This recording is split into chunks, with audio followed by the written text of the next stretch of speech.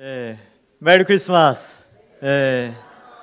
아유, 저는 영화에서 봤던 기억이 있는데 성탄절날 이렇게 눈이 많이 온 적이 있나 싶기도 합니다.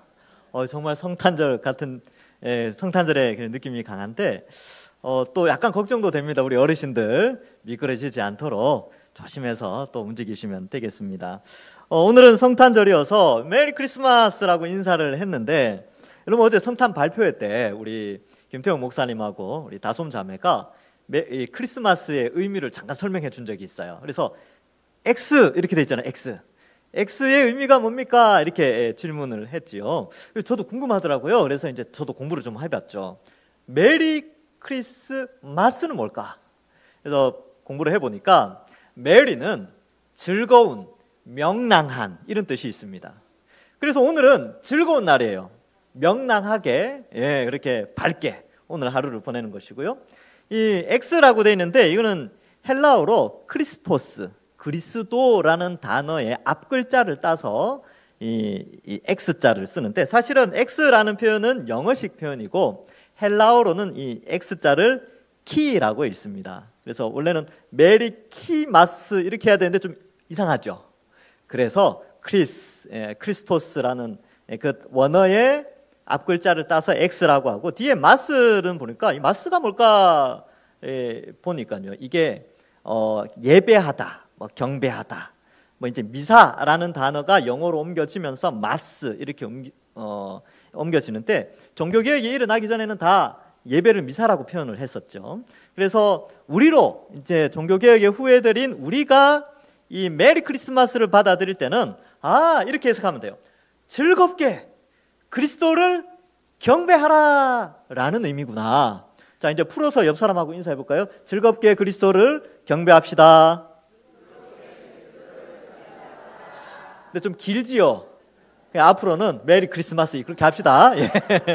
그래서 메리 크리스마스가 그런 의미가 있습니다. 그래서 오늘 인사할 때도 여러분 메리 크리스마스 이렇게 인사를 하는데, 즐겁게 예수님 그리스도께 예배합시다 이런 의미라는 것을 알고 우리가 인사하면 좋겠습니다.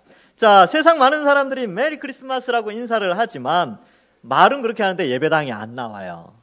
아마 그 의미를 잘 몰라서 그럴 수도 있겠지요. 그러나 우리는 메리 크리스마스처럼 모두가 즐거운 마음으로 오늘 이 시간 함께 예배를 드리게 되었습니다. 여러분, 이 자리에 나오게 된 것도 하나님의 은혜고요. 하나님 우리에게 믿음의 선물을 주신 결과다라고 또한 생각할 수 있습니다. 여러분, 오늘 성탄절인데 선물 받으셨습니까? 어제 밤에 혹은 오늘 아침에? 제가 어제도 말씀드렸죠. 하나님이 우리에게 예수 그리스도를 이 땅에 선물로 주셨고 믿음의 선물을 주셨습니다. 우리는 이미 선물 다 받았어요. 그러니까 목사님 그러면 이제 선물 안 줘도 되겠네요. 뭐 옆 사람한테나 뭐 누구한테 선물 안 줘도 되겠네요. 믿음 선물 다 받았으니까 주셔야죠. 주시면서 이렇게 말씀하셔야죠. 하나님께서 온 인류에게 최고의 선물을 주신 기념으로 선물을 준다. 이렇게 설명을 해주면 되겠습니다. 그래서 우리 어린아이들도 이 성탄절을 기다려요. 왜냐하면 선물 받으니까.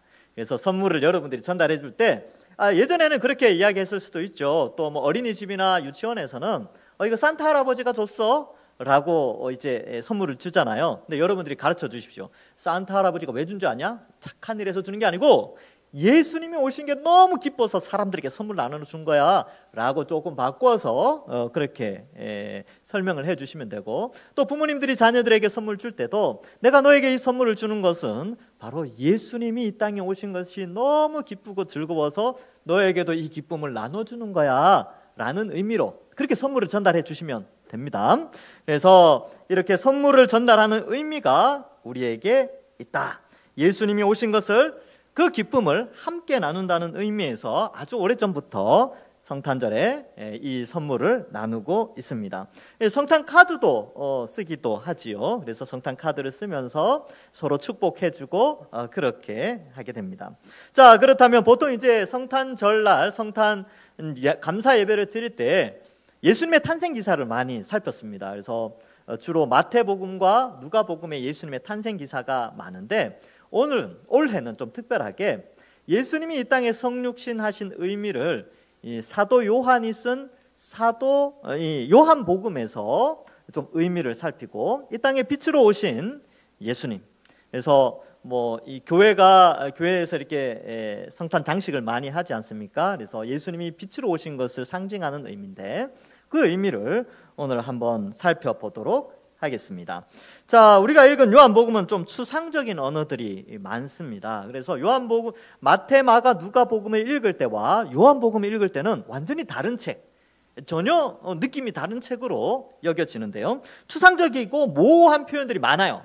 그래서 이 추상적이고 모호한 것들을 분명하고 실제적인 선명한 이해로 우리가 받아들일 필요가 있습니다. 그래서 우리가 요한복음을 읽을 때는 좀 이해할 필요가 있고, 제가 연구를 해서 이제 쉽게 전달하면 되죠. 그래서 어떤 분들은 요한복음 어려워요 이렇게 말하는데, 아니요, 예수님이 짊어지어 주는 멍에는 가볍고 쉽습니다. 이거 어제 살폈죠, 그렇죠? 그래서 오늘 이 말씀이 아주 쉬운데 한번 좀 예수님이 이 땅에 성육신하신 것의 의미를 말씀을 통해서 쉽게 우리가 오늘 이해해 보도록 하겠습니다. 자, 9절에 보시면 이렇게 표현하고 있죠.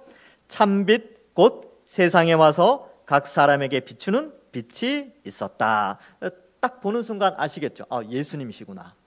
참빛은 예수님이시다. 그러면 참빛이 아닌 빛처럼 보여진 누군가가 있었다는 거예요. 누구였냐 하면 바로 앞에 보면 세례 요한이 등장하게 됩니다. 세례 요한이 등장했을 때 수많은 사람들이 세례 요한이 참빛인 줄 알았어요. 네가 그리스도냐 이렇게 질문하는 사람들도 많이 있었죠. 근데 사도 요한은 세례 요한이 그 빛이 아니라 빛을 증언하러 온 사람이다 라고 앞에서 설명하고 있습니다. 그렇다면 왜 빛이라는 표현을 썼느냐, 이것도 좀 의미가 있겠죠. 왜 예수님을 빛이라고 표현을 했을까? 반대로 어둠은 뭔가, 이것을 살펴봐야 되는데, 이 어둠은 이 4절과 5절에 보면 빛과 어둠이 무엇을 의미하는지 설명해 주고 있어요. 그 안에 생명이 있었으니 이 생명은 사람들의 빛이라. 5절에 보면 빛이 어둠에 비치되 어둠이 깨닫지 못하더라, 이렇게 되어져 있지요. 자, 그러면 여기서 어둠 그리고 빛 이렇게 되어 있고, 빛에 대해서는 생명 혹은 영생 이렇게 표현할 수 있죠. 그러면 어둠은 뭐겠습니까? 어둠은 영생이 아니에요. 바로 죽음과 어둠, 이 어둠의 세상을 의미하겠죠. 그러면 예수님께서 이 땅에서 빛을 비추어 주셨다라는 것은 4절과 5절에 비추어 볼 때는 바로 영생의 빛을 비추어 주어서 사람들로 하여금 영생하도록 하기 위하여 이 땅에 오신 거예요. 자, 그러면 여기서 이제 또 질문이 생기죠. 영생이 뭐냐? 영생. 제가 어릴 때 이 영생을 잘못 이해하고 있었어요. 이제 이걸 명확하게 설명을 제대로 들어본 적이 없어요. 왜냐하면 저도 예배 시간에 그렇게 집중을 잘 못했던 것 같습니다. 그래서 영생 그러면 죽어서 영혼이 하나님과 영원히 사는 것이 영생인 줄 알았어요. 근데 성경을 제대로 읽어보니까 이 영생이라는 것은 육체를 가지고 영원히 사는 것이 영생입니다.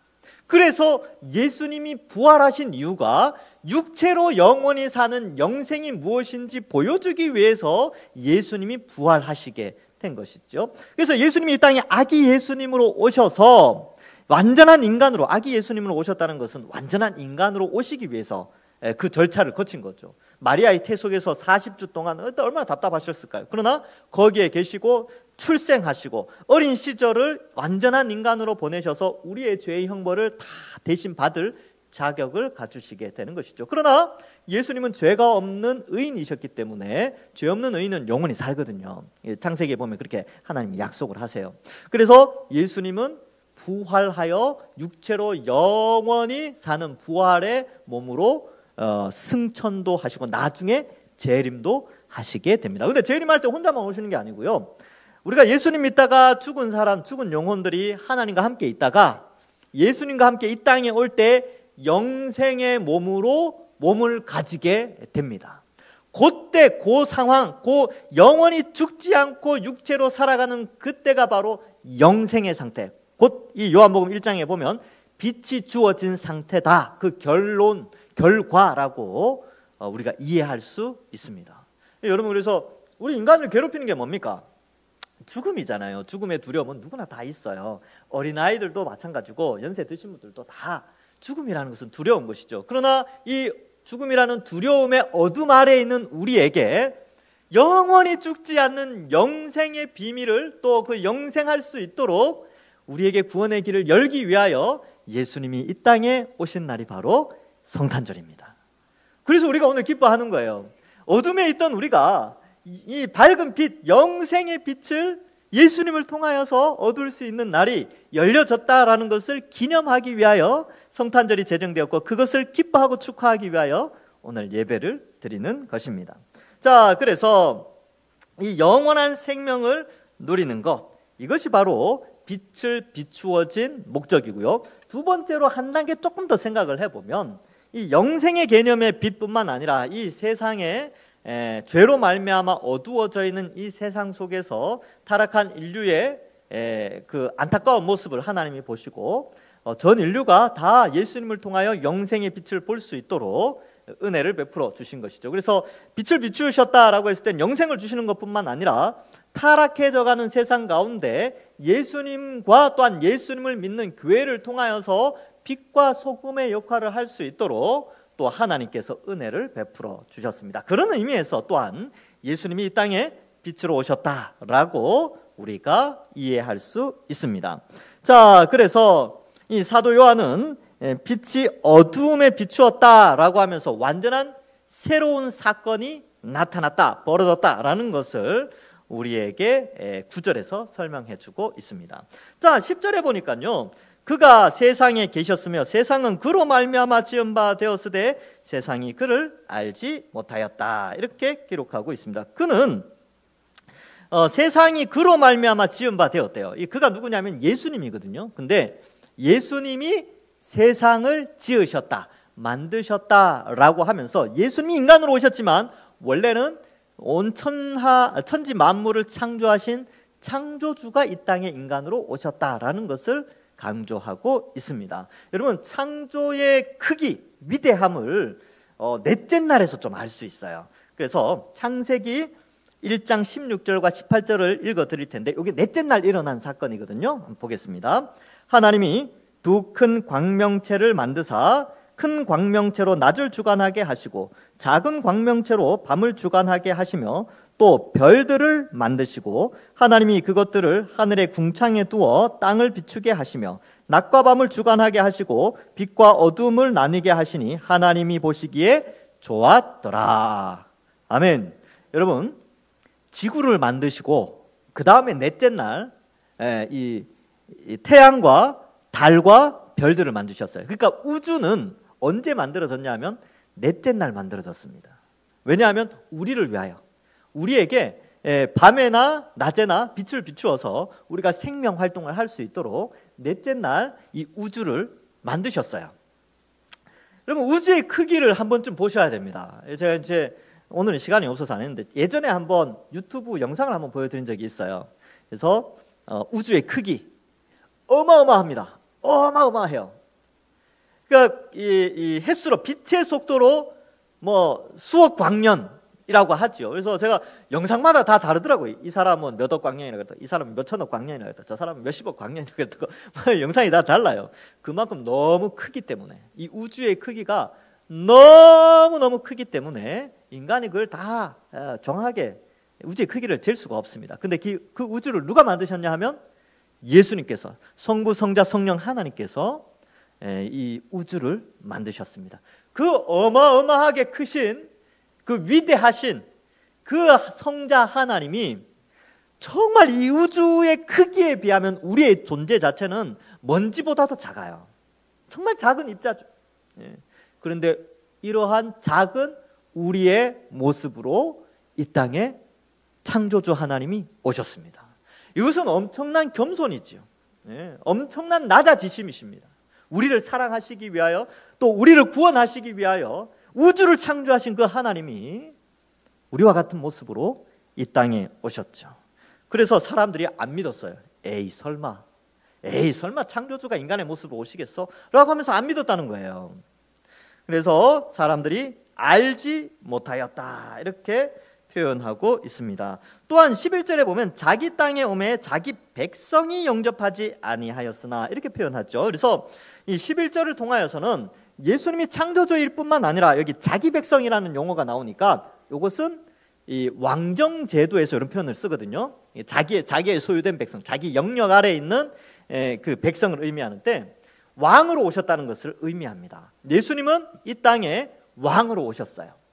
그런데 그 백성이 왕을 반역을 하게 됐죠. 왕으로 인정하지 않게 됩니다. 그래서 왕을 왕으로 인정하지 않으면요, 반역죄예요. 조선시대 때 예를 들어서 세종대왕이 살던 시대 때 이 백성들 중에 우리 왕은 세종대왕이 아니야, 우리 왕은 저기 저 사람이야, 그러면 어떻게 됩니까? 예, 반역죄, 흔히 역적이라고 하죠. 역적죄로 잡혀서 죽어요. 근데 이 왕이 이 땅에 오셨는데 사람들이 왕을 받아들이지 않았습니다. 근데 예수님은 은혜로우시죠. 하나님은 은혜롭고 자비로우십니다. 기회를 계속 주시죠. 인간은 반역죄를 지어서 예수님을 영접하지 않았어요. 그래서 어두움을 계속 가지고 있는 안타까움을 말해주고 있는 것입니다. 그래서 예수님이 이 땅에 빛으로 오셨고요, 또 창조주가 이 땅에 인간으로 오셨고 왕이 그의 백성들 가운데로 임하였는데 이 세상은 예수님을 믿지 않은 안타까움이 있었다. 그런데 12절은 아주 유명한 구절입니다. 이 구절은 아마 이 시간에 우리가 그래도 같이 한번 읽어봐야 되지 않을까 싶어서 앞에 자막을 또 준비를 했습니다. 우리 1장 12절 아주 유명한 구절인데 같이 읽어보겠습니다. 시작. 영접하는 자 곧 그 이름을 믿는 자들에게는 하나님의 자녀가 되는 권세를 주셨으니. 아멘. 예, 분위기가 완전 다르죠. 이 예수님을, 빛으로 오신 예수님, 또 창조주 예수님, 우리의 왕이신 예수님을 믿기만 하면 하나님의 자녀가 되는 권세를 주셨다라고 기록합니다. 여러분, 하나님의 자녀가 되었다는 것은 이런 거예요. 집에 먹을 게 많아. 냉장고에, 여러분 냉장고에 먹을 게 많죠, 그렇죠? 근데 이제 자녀들이, 아니면 손주들이 와가지고 할아버지 이거 먹을게요, 냉장고 문 열 때마다 허락 받습니까? 안 받아요. 그리고 문 열고 닫고 이거 왜 없어? 이렇게 소리 지르죠, 차라리. 그죠? 없다고 막 소리 질러요. 왜요? 부모가 사는 것은 다 부모가 사지만 누리는 건 누가 누리냐 하면 자식들이 누리는 거거든요. 그러니까 하나님의 자녀가 되었다는 것은 하나님이 완성하실 하나님 나라, 이 지구가 나중에 새하늘과 새 땅으로 변화되는데 그 하나님 나라에 누릴 수 있는 자격을 자녀에게 주겠다는 거죠. 예수님을 믿는 사람들에게는 엄청난 혜택을 주겠다는 것입니다. 그건 공짜로 주는 거예요. 거저 주심, 이 표현을 쓰는 것이죠. 자녀의 특권이 이만큼 어마어마하게 큽니다.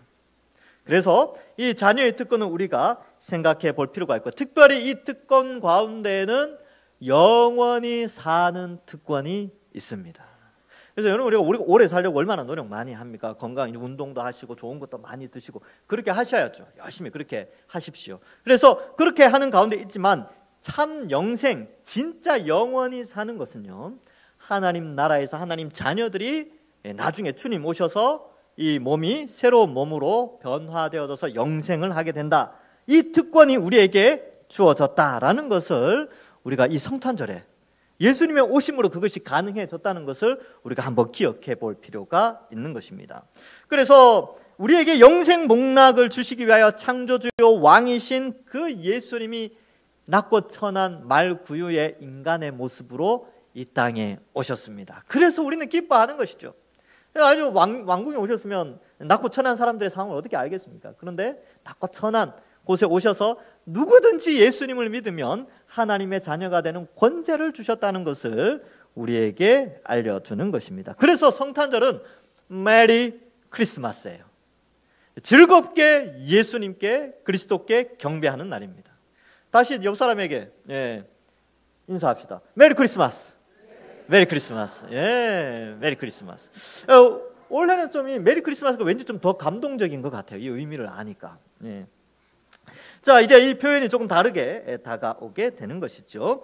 자, 그러면 이렇게 하나님의 자녀가 되는 권세는 어떠한 방식으로 되느냐? 13절에 보니까 이는 혈통으로나 육정으로나 사람의 뜻으로 나지 아니하고 오직 하나님께로부터 난 자들이니라. 이렇게 표현하고 있죠. 혈통, 육정, 사람의 뜻은 이게 생물학적 방법으로 출생하는 것을 의미합니다. 니고데모가 예수님께 물었죠. 예수님이 야, 하나님 영생을 얻으려면, 구원받으려면 거듭나야 돼 라고 하니까 아유, 니고데모가 깜짝 놀랐어요. 아니, 어떻게 엄마 뱃속에 들어갑니까? 니고데모 머릿속에는 생물학적인 출생을 생각한 거예요. 그런데 예수님은 뭐라고 말씀하시냐면 위로부터 나야 된다. 성령으로 말미암아 거듭나야 된다라고 하는 것인데, 바로 여기에 나오는 하나님께로부터 난 자들이라는 표현과 연결됩니다. 그래서 우리는 이런 인간적인 방법으로 이 하나님의 자녀가 되는 것이 아니라, 인간의 노력이나 계획이나 이러한 인간의 어떤 그런 정성이나 이런 것을 통하여서 하나님의 자녀가 되는 것이 아니라 하나님의 전적인 은혜로 출생하게 되는 거죠. 거듭나게 되는 것입니다. 그러면 이 거듭나는 이 원리를 좀 알 필요가 있는데, 보통 거듭날 때는 복음이 전파될 때에 어떤 일이 벌어지느냐, 하나님의 택하신 백성들에게 복음이 전파되면요, 그때에 성부 하나님과 성자 예수님께서 성령 하나님을 그 사람에게 보내줘요. 그러면 성령 하나님이 그 속에서 그의 지성과 감정과 의지, 이걸 인격이라고 표현하죠. 이걸 성령이 변화시켜서 복음의 메시지가 믿어지도록 그의 마음을 움직여주게 됩니다. 이것을 중생, 거듭남, 하나님께로부터 남, 이렇게 표현하는 거예요. 여기 이제 중생이 있죠. 그러면 어떻게 되냐면 그 복음이 믿어지니까 자신이 죄인임을 깨닫고 회개하고 예수님을 믿게 됩니다. 그래서 회심과 믿음. 그리고 어떻게 돼요? 믿고 회개하니까 죄 씻음을 받아서 의로운 의인이 됩니다. 믿음으로 말미암아 의인이 되어져서 이제 하나님의 자녀가 되어져 수양이라고 하죠. 성화, 거룩의 삶을 살게 되는 것이죠. 이거의 모든 과정이 하나님의 은혜입니다. 하나님으로 말미암아 출생하게 되는 과정을 우리에게 설명합니다. 여러분들은 이런 은혜를 다 받으신 줄 믿습니다. 네. 자, 그래서 이 하나님의 선물, 하나님께로부터 난 자들이라는 것은 하나님의 은혜로운 선택에 의하여서 바로 이 하나님의 자녀가 되는 것입니다. 여러분, 그래서 제 아들이 저 때문에 구원받지 않아요. 목사 아들이니까 구원받겠지. 그렇지 않습니다. 저 때문에 구원받는 게 아니고 하나님의 은혜로 구원받습니다. 뭔 말인지 알겠죠? 그래서 이제 우리 아버지 목사님이야 그런다고 구원받았어 라는 의미가 아니라는 거예요. 예수님을 믿어야 구원을 받고 하나님께로부터 난 자들이죠. 혈통이나 여기 나오는 육정이나 사람의 뜻 할 때는 이게 이제 그렇게 생각할 때는 우리 어머니가 우리 아버지가 그러니까 나 구원받았겠지 이렇게 생각하는 게 혈통으로 구원받았다고 착각하는 거예요. 아니요. 본인이 예수님을 믿어야 되고 본인이 하나님께로부터 나야 된다. 이것도 우리가 한번 생각해 볼 필요가 있습니다. 자, 그래서 이 예수님에 대해서 이 하나님으로부터 난 자들인데, 이것은 바로 빛으로 오신 예수님을 영접하고 또 창조주요 왕이신 예수님을 영접할 때에 이 성부, 성자, 성령의 이 오묘한 일하심으로 우리가 하나님께로부터 출생하게 되는, 거듭나게 되는 그러한 것을 말씀해 주고 있습니다. 자, 이제 마지막 14절 있죠? 14절에 보시면 말씀이 육신이 되었다. 아주 멋진 표현이고, 찬송가 122장에 보면 참 반가운 성도여, 이 찬양 마지막 4절에 보면 여호와의 말씀이 육신이 되어 이렇게 돼 있어요. 말씀이 육신이 되었다라는 표현인데, 이것도 좀 추상적이지 않습니까? 이해가 되십니까? 이게 말씀이 육신이 되었다는 게 잘 이해가 안 되시죠? 설명을 해드리겠습니다. 이 유대인들에게 있어서 여호와의 말씀, 하나님의 말씀은요, 유대인들에게는 보이지 않는 하나님의 실체와 같은 거예요. 왜 그러냐? 천지를 창조하실 때 하나님이 말씀으로 창조하시거든요. 그러니까 하나님이 말씀하셨다라는 것은 하나님이 존재하심을 나타내는 것이고, 하나님이 나타나심에 대한 증거로 이 말씀하심이 있는 거예요. 뿐만 아니라 하나님은 말씀으로 아브라함을 선택하셨어요. 아브라함을 말씀으로 선택하시죠. 너는 본토 친척 아비 집을 떠나 내가 너에게 지시한 땅으로 가라. 말씀으로 하신 거예요. 말씀. 그러니까 이 하나님의 말씀은 천지를 창조하실 뿐만 아니라 하나님의 백성들을 선택할 때도 이 말씀으로 선택을 하죠. 그 다음에 아브라함과 약속, 하나님과 그의 백성과의 약속, 또 말씀으로 약속을 하십니다. 그리고 이제 출애굽해서 하나님께서 이제 이집트에 재앙을 내리고 홍해를 건너게 해서 광야 생활을 할 때도 하나님이 모습을 보여준 게 아니라 늘 말씀을 나타내어 주셨어요. 그래서 이스라엘 백성들, 유대인들의 머릿속에는 하나님의 말씀이라고 했을 때는 이것은 여호와 하나님의 현현, 하나님의 나타내심. 근데 이런 눈에 보이는 것으로 나타나는 것이 아니라 음성으로 그의 존재를 나타내는 증거가 바로 말씀이었어요. 그리고 그 말씀으로 그들을 광야에서 40년 동안 인도하시고요, 양육, 말씀을 주시면서 그들의 심령을 다시 새롭게 합니다. 그래서 말씀의 대언자들로 선지자들을 막 보내시죠. 선지자들을 보내서 그의 백성들을 기르시고 양육하십니다. 그래서 이 말씀이라는 것은 하나님의 현현의 증거, 하나님이 그의 백성을 보호하시고 지키신다는 증거, 이 말씀이라는 것은 들려지는 소리이지만 하나님이 우리와 함께 하신다는 증거로 늘 말씀하셨는데, 놀랍게도 그 말씀이 육체로 와버렸어요. 인간으로 오셔버린 거죠. 그러니까 어떻게 되냐면 옛날에는 들려지던 말씀이 이제는 눈으로 보이는 거예요. 눈으로 현현, 실제적인 눈으로 보여지게 된 거죠. 그리고 손으로 만질 수 있게 됐어요. 그죠? 예수님하고 악수할 수 있었겠죠. 옛날에 있었다면 우리가, 그죠? 그리고 어때요? 귀로 들을 수 있죠. 예수님 말씀하시면 귀로 듣는 거죠. 눈으로 보고 손으로 만질 수 있고 귀로 들을 수 있도록 성육신, 영어로는 incarnation이라고 유명한 그 단어가 있는데 이 땅에 오신 것이죠. 여러분, 이게 은혜라니까요. 은혜. 수많은 인류 역사 속에 수많은 사람들이 하나님을 보고 싶었지만 그 위대한 모세도 하나님 등밖에 못 봤어요. 그런데 예수님이 출생하심으로 말미암아 그 시대의 사람들은 하나님을 눈으로 목격하고 만질 수 있고 귀로 들을 수 있는 축복이 내려졌습니다. 그래서 여기 있죠. 말씀이 육신이 되었다라고 되어져 있습니다. 물론 이 말씀이라는 로고스, 헬라어로 로고스인데 헬라적인 의미도 따로 있어요.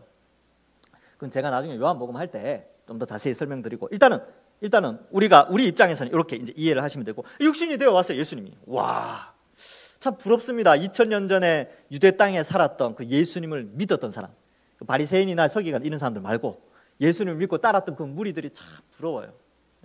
하나님을 눈으로 봤잖아요. 물론 이제 예수님 재림하시면 우리도 다 보게 됩니다. 우리 다 보게 돼요. 우리 이제 죄가 없으니까. 근데 육신이 되어 우리 가운데 거하시죠. 그리고 그의 영광을 보니 아버지의 독생자의 영광이었다. 즉 하나님의 영광이 그에게 그대로 있었다는 것이죠. 그래서 성부 하나님의 영광과 성자 하나님의 영광, 성령 하나님의 영광 다 같이 삼위일체 하나님의 영광이 있었는데, 예수님을 통하여 사람들의 눈에 그 영광이 다 나타나게 보였습니다. 그래서 죽은 자를 살리죠. 병든 자를 고치죠. 풍랑이는 바다를 잠잠케 하시죠. 그리고 귀신을 쫓아내시죠. 또 변화산에서 이 세상의 그 어떤 옷과도 비교할 수 없는 흰 옷으로 그 영광을 드러내시는 장면도 나타나게 됩니다. 근데요, 누구나 다 하나님을 보고 싶어 하죠. 근데 이 본문 말씀에서는 예수님이 바로 하나님이시다라는 것을 나타내고 있습니다. 성경에 재밌는 장면이 하나 나와요.